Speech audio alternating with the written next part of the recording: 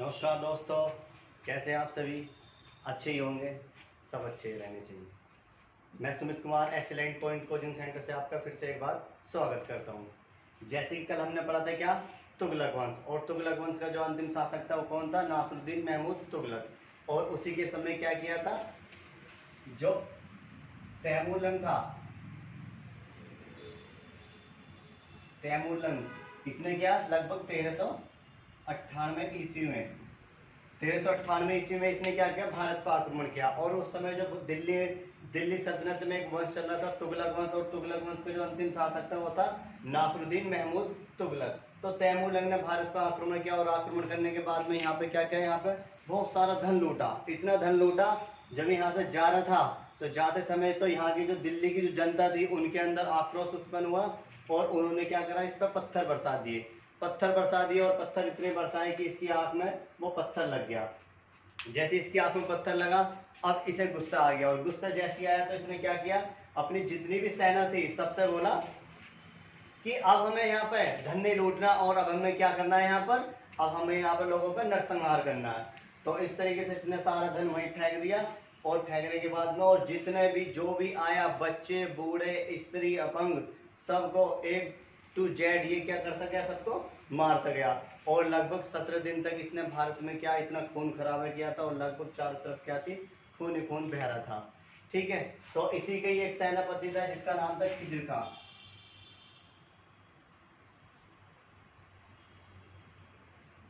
खिज्र खां। जब तैमूरलंग, मैंने बताया जब तैमूरलंग को भूख लगी थी, वो एक जगह गया और उस झोपड़ी में उसने देखा एक बूढ़ी औरत थी। उस बूढ़ी औरत से इसने खाना मांगा, और उस बूढ़ी औरत ने उसको खाना दिया। और देने के बाद में फिर तैमूरलंग ने क्या कहा था उससे कि तुम जानती हो मैं कौन हूँ? तो उस बूढ़ी औरत ने कहा कि हाँ मैं तुझे जानती हूँ, तू वही तैमूरलंग है जिसने मेरे 15 वर्ष के बच्चे को भी नहीं छोड़ा था। तो इसने कहा तैमूरलंग ने, जब तुम्हें पता है तो तुमने मुझे खाना क्यों दिया? तो उस बूढ़ी औरत ने कहा कि अतिथि देवो भवो, हमारे यहाँ जो मेहमान आते हैं वो भगवान के समान होते हैं, और आप तो दूसरे देश के हो, इसलिए खाना तो हम किसी को मना करते नहीं है, सबको भोजन ग्रहण कराते हैं। तो इस तरीके से इसको भोजन ग्रहण किया, और जैसे इसने भोजन पानी किया यहाँ से करने के बाद में, जब ये उसकी बूढ़ी औरत की बात सुनी, और सुनने के बाद सीधा कहाँ चला गया, अपने विदेश लौट गया। जब ये जा रहा था तो इसी के ही एक सेनापति था खिज्र खां। अब इसे लगा कि दिल्ली में ऐसा कोई शासक नहीं है, तो इसने इसका फायदा उठाया और दिल्ली में एक और नए वंश की स्थापना कर दी, जिसका नाम था सैयद वंश। और ये 1414 से लेकर और 1451 ईस्वी तक दिल्ली की गद्दी पर बैठा खिज्र खां, जिसने सैयद वंश की स्थापना की थी। जो खिज्र खां था, ये बताते हैं कि ये जनता के सहयोग से ही बना था, इसलिए जनता के सहयोग से बना। और कुतुबुद्दीन ऐबक, एक तो कुतुबुद्दीन ऐबक हो जाता है, और दूसरा खिज्र खां। खिज्र खां, ये दो ऐसे शासक आए जिन्होंने सुल्तान की उपाधि धारण नहीं की। क्योंकि जो खिज्र खां जब यहाँ पर गद्दी पे बैठा, तो इसने पहले ही बोल दिया था कि मैं गद्दी पे तो बैठ गया, लेकिन मैं कभी भी क्या, सुल्तान की उपाधि धारण नहीं करूंगा। और जो कुतुबुद्दीन ऐबक था, ये तो एक गुलाम था मोहम्मद गोरी का, तो इसने भी क्या बोला था कि मैं एक गुलाम बन के भारत पर राज करूंगा। तो इसने क्या किया, भारत में गुलाम वंश की स्थापना की थी। तो इन दोनों, ये दो व्यक्ति ऐसे थे जिन्होंने सुल्तान की उपाधि धारण नहीं की। और बाकी दिल्ली सल्तनत में लेके आपका इल्तुतमिश से लेके और अब तक 1451 तक जितने भी शासक आए, सबने क्या करा, सुल्तान की उपाधि धारण की। जब खिज्र खां दिल्ली की गद्दी पे बैठा, तो बैठते ही इसने सबसे पहले रेयत ए आला एक उपाधि धारण की। और इसने उपाधि धारण की, और ज्यादा कुछ इसने खास किया नहीं था। जब इसने उपाधि धारण की थी, धारण करने के बाद में, तो ये जनता के बिल्कुल समकक्ष ही रहता था, सबके साथ ही रहता था, मिलजुल कर रहता था। तो जब इसकी मृत्यु हुई खिज्र खां की, इसकी मृत्यु होने के बाद में जब इसको कब्र में दफनाया गया, तो वहां बताते हैं कि जितने भी जनता थी दिल्ली की, उन्होंने सभी ने क्या किया, यहाँ पे काले कपड़े पहन के इसका शोक प्रकट किया। तो ये इस तरीके से खिज्र खां जो था दिल्ली की गद्दी पे बैठा, लेकिन जनता के समर्थन से था और जनता के साथ रहता था, इसलिए सभी ने। और सबसे अधिक वहां पे जो हिंदू लोग थे, जब इसकी कब्र में इसको ले जाया गया। इसकी मृत्यु होने के बाद में इसी का एक पुत्र था जिसका नाम था मुबारक शाह। एक मुबारक सा पीछे भी आया था, एक मुबारक सा ये भी था। जैसे मुबारक सा गद्दी में बैठा, इसने ज्यादा कुछ नहीं किया। इसकी मृत्यु के बाद में इसी का ही एक पुत्र गद्दी में बैठा जिसका नाम था मोहम्मद शाह।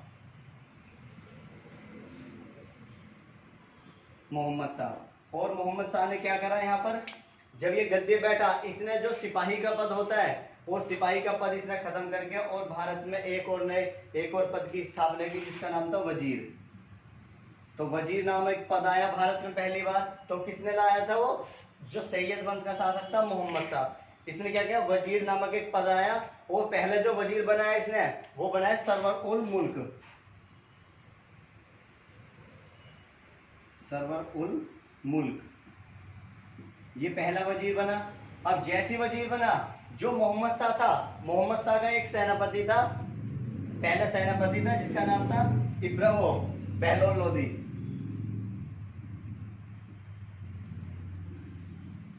बहलोल लोदी, ये इसका सेनापति था। जैसे वजीर का पद आया सरवर उल मुल्क, ये पहला वजीर बना। तो यहाँ पर हुआ क्या, ये जैसी बना लेकिन यहाँ पे ये गलत कार्य करने लगा, यहाँ पर जनता को परेशान करने लगा, इतना परेशान करने लगा। तो यहाँ पर मोहम्मद शाह ने क्या करा, इस सरवर उल मुल्क को वजीर के पद से हटा के और दूसरा वजीर बना दिया जिसका नाम था कमाल उल मुल्क। कमाल उल मुल्क दूसरा वजीर बना दिया कमाल उल मुल्क। अब जो सरवर उल मुल्क था, इसे गुस्सा आया कि जो वजीर का पद था इसको हटा दिया और दूसरा बना दिया यहाँ पर वजीर। तो इसने क्या किया, यहाँ पर जो सरवर उल मुल्क था इसने सीधा आक्रमण कर दिया मोहम्मद शाह पर। मोहम्मद शाह पर जैसे ही इसने आक्रमण किया, बीच में कौन आ गया, इसका सेनापति बहलोल लोदी। जब ये आ गया तो इसने क्या किया, पीछे से आके इस पर वार कर दिया और यहाँ से ये भाग गया। जैसे भागा यहाँ पे, तो होता क्या, कुछ समय बाद जो था इसकी मृत्यु हो जाती है मोहम्मद शाह की। और इसकी मृत्यु होने के बाद में यहाँ पे एक और व्यक्ति आया, इसका एक पुत्र था जिसका नाम था अलाउद्दीन आलम शाह। अलाउद्दीन आलम शाह, अलाउद्दीन आलम शाह यही क्या था, सैयद वंश का अंतिम शासक था। और सैयद वंश का अंतिम शासक था। और जैसे अलाउद्दीन आलम शाह बैठा, अब यहाँ पे जो था ये सरवर उल मुल्क जो था, इसने फिर से आक्रमण कर दिया। किसके ऊपर, अलाउद्दीन आलम शाह के। इसके ऊपर जैसे आक्रमण किया, आक्रमण जैसे किया, अब ये यहाँ पर बहुत ज्यादा डर गया और ये इसको छोड़कर सीधा कहाँ भाग गया, बंगाल। बंगाल भाग गया। अब यहाँ पर दिल्ली का पद खाली था, तो इसका फायदा किसने उठाया, बहलोल लोदी ने। और बहलोल लोदी ने क्या किया, यहाँ पर सैयद वंश था उसके स्थान पर भारत में एक और, दिल्ली में एक और वंश की स्थापना की जिसका नाम था लोधी वंश। तो लोधी वंश की स्थापना किसने की थी, वो बहलोल लोदी ने। जैसी बहलोल लोदी गद्दी पे बैठा,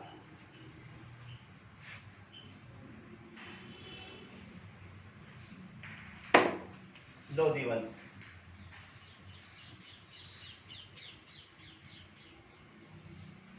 किसने स्थापना की थी इसकी, बहलोल लोदी ने।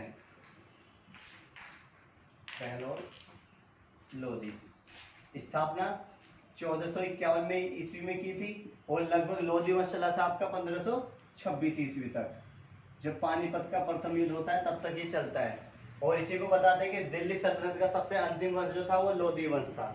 जब बहलोल लोदी नामक ये गद्दी पे बैठा तो इसने लोधी वंश की स्थापना की। ज्यादा इसने कुछ खास नहीं किया। इसने भारत में सबसे पहले इसने अपने नाम के क्या चलाए, सिक्के चलाए, जो क्या नाम था, बहलोली सिक्के। बहलोली सिक्के, ये सिक्के चलाए और ठीक तरीके से रहा ये।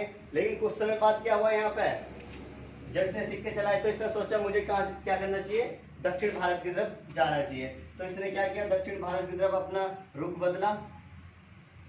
जैसे यहाँ दिल्ली में बैठते थे, दक्षिण भारत की तरफ आया और रास्ते में बहुत तेज बारिश पड़ी और बारिश पड़ने के कारण ये भीग गया बहलोल लोदी और इसको यहीं पे क्या आ जाता है, इसको ज्वर आ जाता है। ज्वर बुखार को बोलते हैं। जब इसे ज्वर आ जाता है ये वापस अपने दिल्ली में जाता है और दिल्ली में जाने के बाद में यहीं पे क्या हो जाती है, इसकी मृत्यु हो जाती है बहलोल लोदी की। जैसे इसकी मृत्यु हुई, इसी का ही एक पुत्र था जिसका नाम था निजाम खां। निजाम खां। अब दिल्ली गद्दी पे कौन बैठा, निजाम खां। जैसे निजाम खां गद्दी पे बैठा, अब इसने तुरंत अपना नाम बदल दिया और निजाम खां से क्या कर दिया, सिकंदर लोदी।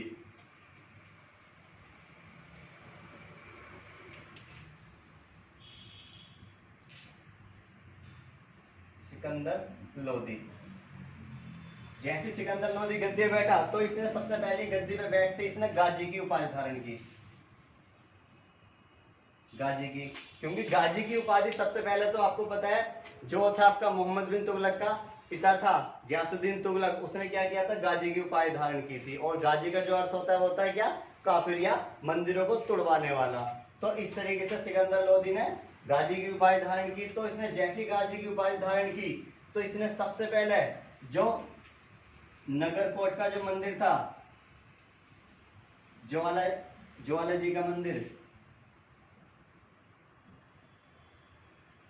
ज्वाला जी का मंदिर था माता जी का, तो यहाँ पर क्या किया, इस मंदिर को तुड़वाया। और तुड़वाने के बाद में यहाँ से क्या किया इसने, बहुत सारे धन लूटा और जितनी भी मूर्तियां थी यहाँ पर उन मूर्तियों को तुड़वाया और कहाँ पे ले गया, अपने अपने वहां विदेश भेज दिया। अब ये जितने भी थे ये अफगानी थे, तो अफगान भेज दिया। और अफगान भेजने के बाद में जो वहां पर मस्जिद थी, और मस्जिद की क्या लगवा दी, सीढ़ियों पे क्या लगवा दी, वो मूर्ति लगवा दी। और जो भी लोग जाते थे उन मूर्तियों पर चढ़ के जाते थे।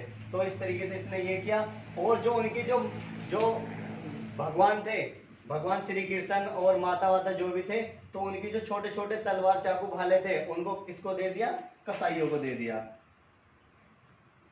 कसाईयों को दे दिया। यहाँ कसाईयों को देने के बाद में और उनसे कहा कि लो, और इनसे क्या करना, आप जो मांस है उस मांस को काटना, और जो मांस काटना और इससे तोलना। और जो उनकी मूर्तियां थी कुछ छोटी मोटी, उनको क्या बना दिए, बाट बना दिए, और उनसे क्या करते थे, वो मांस तोलते थे। तो इस तरीके से इसने सिकंदर लोदी ने कहा। और इसने एक अच्छा कार्य किया था यहाँ पर, बस इसने गज ए सिकंदरी,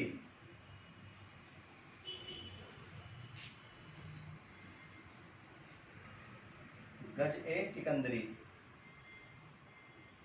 एक पैमाने की स्थापना की, पैमाना बनाया गज सिकंदरी। इसमें क्या करता था, ये एक भूमि नापने का एक पैमाना था, जिससे क्या होता था, भूमि नापने की एक अच्छी प्रक्रिया थी, गज सिकंदरी। और इसने क्या किया, एक गुलरुखी, गुलरुखी में क्या करता था, ये एक फारसी में, ये उपनाम में, एक फारसी में कविताएं लिखता था ये सिकंदर लोदी। और सिकंदर लोदी जैसे ये, इसने क्या करा, जब ये गद्दी पे बैठा हुआ था तो इसको दिल्ली पसंद नहीं आई, इसे दिल्ली अच्छी नहीं लगी। तो इसने क्या करा, सबसे पहले दिल्ली पसंद नहीं आई तो इसने 1504 ईस्वी में यमुना नदी के किनारे, यमुना नदी के किनारे आगरा नगर की स्थापना की। 1504 ईस्वी में आगरा नगर की स्थापना की। और 1506 ईस्वी में इसको क्या बना लेता, आगरा को अपनी राजधानी। 1506 ईस्वी में आगरा को अपनी राजधानी बना लेता है। और दिल्ली से कहां ले आता है राजधानी, आगरा ले आता है। तो राजधानी इस तरीके से बीच बीच में परिवर्तन होता रहा है। ठीक है, जब ये राजधानी ले आया, अब कुछ समय बाद जो आया है उसे जाना तो पड़ेगा। तो कुछ समय बाद क्या हो जाता है, यहाँ पे सिकंदर लोदी की मृत्यु हो जाती है। मृत्यु होने के बाद में इसके दो पुत्र थे, और उनमें जो बड़ा पुत्र था इसका, वो इब्राहिम लोदी, बड़ा पुत्र इब्राहिम लोदी। इब्राहिम लोदी, और जो छोटा पुत्र था इब्राहिम लोदी ने क्या किया, जो छोटा पुत्र था उसको मारा पीटा, और गद्दी पर कौन बैठ गया, इब्राहिम लोदी। और दिल्ली सल्तनत का सबसे अंतिम शासक जो था वो इब्राहिम लोदी था, अंतिम शासक, दिल्ली सल्तनत का अंतिम शासक था। और लोदी वंश का भी क्या था, ये अंतिम शासक था। जैसे ये गद्दी पे बैठा, ज्यादा इसने कुछ कार्य नहीं किया, लेकिन हाँ इसने इसके ही समकालीन एक राजस्थान के एक शासक थे जिनका नाम था राणा सांगा। राणा सांगा उस समय बहुत बलवान और शक्तिशाली थे। तो राणा सांगा ने क्या कहता था, बीच बीच में इसको चेतावनी देता था आक्रमण करने की, लेकिन कभी भी ये इससे डरा नहीं।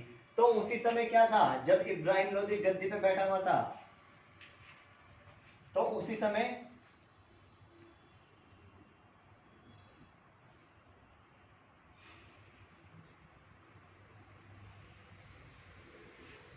इधर पंजाब पड़ता है पूरा, पंजाब। और पंजाब के जो उस समय शासक थे वो थे आपके दौलत खां लोदी,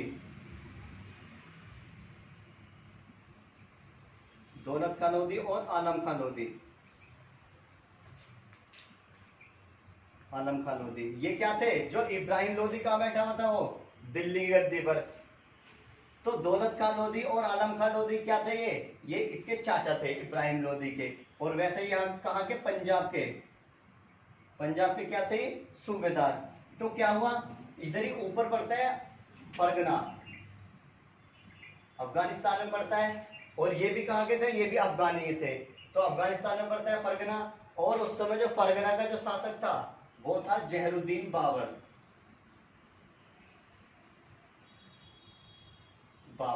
और उस समय जो था जहरुद्दीन बाबर, और फरगना में क्या था उस समय? भुखमरी फैली हुई थी बहुत अधिक। इतनी भुखमरी फैली थी कि लोग वहां भूखे मर रहे थे। तो इसके पिता थे उमर शेख मिर्जा। और उन्होंने क्या किया था? जहरुद्दीन बाबर से इस सब बोला कि बेटा तेरा ही अधिकार है यहाँ के जो फरगना के जितने भी निवासी हैं उनको क्या? भोजन कराना। तो यहाँ पर होता है क्या? ये जहरुद्दीन बाबर कहाँ से आता था? फरगना, अफगानिस्तान से ऊपर की तरफ आता था। आने के बाद में सीधा कहाँ पर आक्रमण करता था? ये पंजाब में। और पंजाब में जो छोटे छोटे आक्रमण किए और यहाँ से धन लूट के ये ले जाता था। और लगभग इसने 6 छोटे छोटे आक्रमण किए यहाँ पर। और इतना धन लूट के ले गया और ले जाने के बाद में कहाँ जाता था? सीधा अपने फरगना में। जैसे फरगना जाता था तो वहां पे क्या करता था? ये जो भूखे बच्चे थे, भूखे बूढ़े, बड़े बूढ़े जितने भी थे उनको क्या कराता था? यहाँ पर भोजन कराता था। तो एक समय वो आया जो बाबर था यहाँ अब फरगना से चला। और पंजाब में उस समय जो शासक थे वो दौलत खान लोधी और आलम खान लोधी। तो जैसी फरगना से चला ये बाबर और कहाँ पर आया? पंजाब में। तो आने के बाद में वहां पे इसको कौन मिले? दौलत खान लोधी और आलम खान लोधी। और दौलत खान लोधी और आलम खान लोधी ने इससे कहा कि आप यहाँ पे आक्रमण करते हो पंजाब में, इससे अच्छा आप यहाँ से थोड़ा बहुत धन लूट के ले जाते हो, इससे अच्छा आप कहाँ पर आक्रमण करो? दिल्ली में। और दिल्ली में कौन बैठा है? मेरा भतीजा जो इब्राहिम लोधी है। तो बाबर यहाँ से थोड़ा सा आक्रमण करके यहाँ से धन लूट के वापस गया फरगना। और वहां पर सोचा, इसने समझा कि हाँ मैं छोटे मोटे आक्रमण करता हूँ, कहीं ऐसा ना हो मेरी भी किसी दिन यहाँ पे मृत्यु हो जाए। तो इसको देखते हुए बाबर यहाँ से जब जाता है फरगना में, और फरगना में अपनी सेना तैयार करता है। और लगभग जो बाबर था, बाबर के पास कितनी सेना थी? 12,000 सेना थी। और बाबर यहाँ से क्या कर देता है? सोच विचार करके और सीधा कहाँ पर आक्रमण कर देता है? वो दिल्ली पर। और दिल्ली का जो शासक था उस समय कौन था? इब्राहिम लोधी। तो ये बात है 21 अप्रैल 1526 ईस्वी की। 21 अप्रैल 1526 ईस्वी की जो दिल्ली की गद्दी पे बैठा था इब्राहिम लोधी। और कौन आया? बाबर। और बाबर के पास 12,000 सेना थी। और जो इब्राहिम लोधी था लगभग इसके पास 1,20,000 सेना थी। 1,20,000 सेना थी। तो हुआ ये 1526 ईस्वी में, 21 अप्रैल 1526 ईस्वी में बाबर किसके ऊपर आक्रमण कर देता है? इब्राहिम लोधी के। और यहाँ पे इब्राहिम लोधी क्या कर देता है? यहाँ पे इसकी मृत्यु हो जाती है। जैसे इसकी मृत्यु हुई तो दिल्ली सल्तनत का पहला एक ऐसा शासक था जो युद्ध भूमि में मारा गया। कौन? इब्राहिम लोधी। और दिल्ली सल्तनत का अंतिम शासक भी यही था। और लोधी वंश का अंतिम शासक भी कौन था? वो इब्राहिम लोधी था। तो यहाँ पे जैसे इसकी मृत्यु हुई, मृत्यु होने के बाद में जो बाबर था, अब बाबर कहाँ पे? वो भारत में ही रहने लगा। ठीक है, तो आज के लिए इतने काफी। कल जो हम पढ़ेंगे वो बाबर का अच्छे से पढ़ेंगे डिटेल में। जो बाबर के बाद कौन आता है? हुमायूं आता है, फिर जहांगीर आता है, अकबर आता है, बहुत सारे ऐसे, औरंगजेब वगैरह, शाहजहां वगैरह, बहुत सारे ऐसे शासक आए। और धीरे धीरे उन्होंने क्या किया? भारत में यहीं से शुरू हो जाता है 1526 ईस्वी से भारत में मुगल साम्राज्य की स्थापना हो जाती है। तो कल जो हम पढ़ेंगे वो बाबर पढ़ेंगे। ठीक है, और अच्छे से पढ़ते रहिए। धन्यवाद।